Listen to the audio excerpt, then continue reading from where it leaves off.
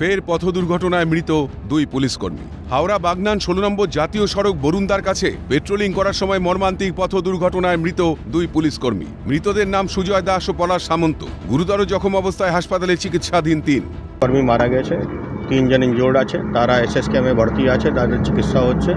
বাদ বাকি count offending vehicle ছিল, কি গাড়ি করেছিল সেটা আমরা দেখছি, ফার্দার ইনভেস্টিগেশন করা হচ্ছে। জানা যায় বাগনানের দিকে ফিরছিল পুলিশ পেট্রোলিং এর গাড়িটি। সেই সময়ই বরুন্দার কাছে পেছন থেকে একটি বড় ট্রাক ধাক্কা মারে পুলিশের গাড়িটিকে। আশেপাশের লোকজন ছুটে এসে ওই পুলিশ কর্মীদের উদ্ধার করে নিয়ে যায় বাগনান গ্রামীণ হাসপাতালে। সেখানেই পুলিশের এএসআই সুজয় দাস ও হোমগার্ড পলাশ সামন্তকে মৃত বলে ঘোষণা করে হাসপাতাল কর্তৃপক্ষ। তবে মনে করা হচ্ছে ঘন কুয়াশার কারণেই ঘটে যায় দুর্ঘটনা।